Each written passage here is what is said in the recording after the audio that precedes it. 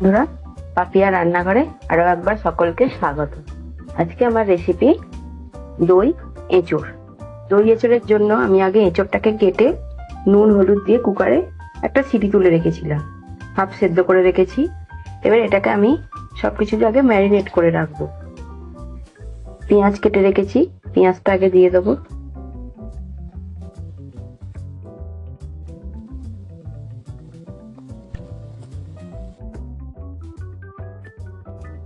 রসুন বেটে রেখেছি, রসুনটাও দিয়ে দেবো। আদা বাটা আছে, আদাটাও দিয়ে দেবো। এগুলো দিয়ে আগে আমি একটু ভালো করে মেখে নেবো।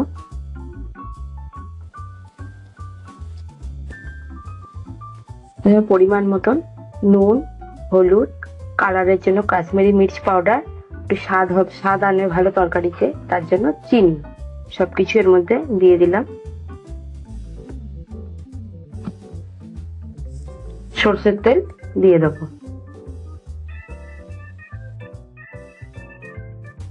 রান্নাটা আজকে পুরো সরষের তেলেই হবে। আরো একবার ভালো করে মেখে নেবো এটাকে।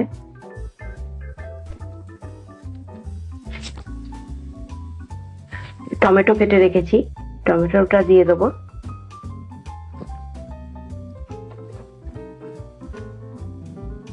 এখানে আমি টক দই ব্যবহার করব, টক দইটা দিয়ে দেবো।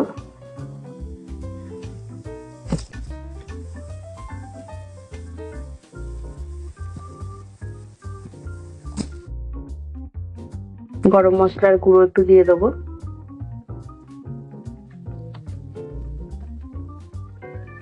দিয়ে ভালো করে এটাকে আবার ম্যারিনেট করে নেব।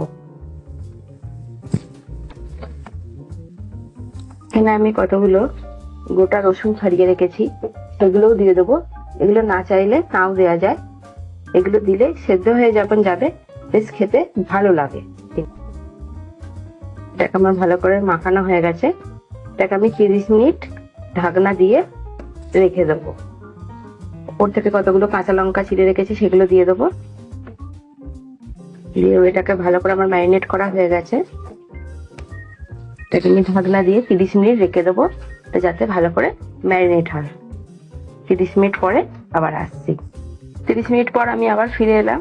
কড়াইতে সর্ষের তেল দিয়েছি, তেলটা যখন গরম হয়ে যাবে আমি ফোড়নের জন্য ব্যবহার করছি শুকনো লঙ্কা, তেজপাতা, গোটা গরম মশলা।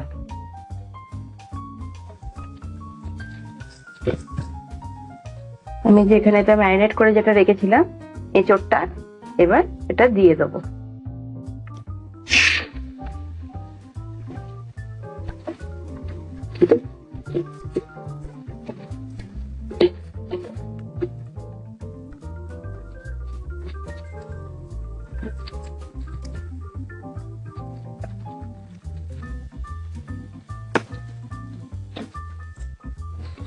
দিয়ে এটাকে ভালো করে নেড়ে চেড়ে দিয়ে আমি আবার ঢাকনাটা দিয়ে দেবো।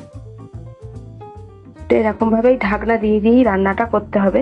প্রথমে গ্যাসটা আমি জোরেই দেবো।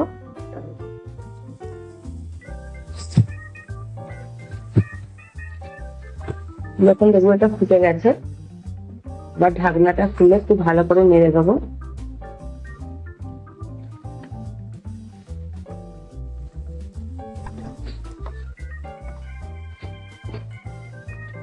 আবার ঢাকনাটা দিয়ে দেবো, দিয়ে এবার গ্যাসটাকে আমি একটু লো ফ্লেমে দিয়ে দেবো।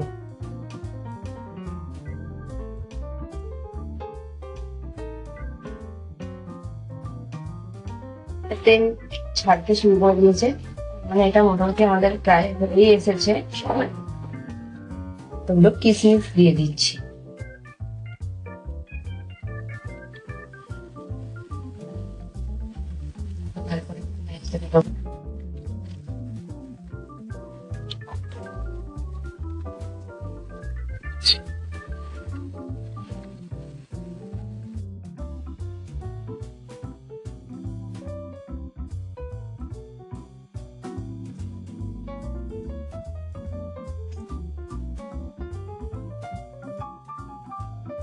তৈরি হয়ে গেছে আমাদের দই এঁচোড়। এই রেসিপিটা বাড়িতে একবার তৈরি করে খেয়ে দেখুন, আশা করি সকলে ভালো লাগবে।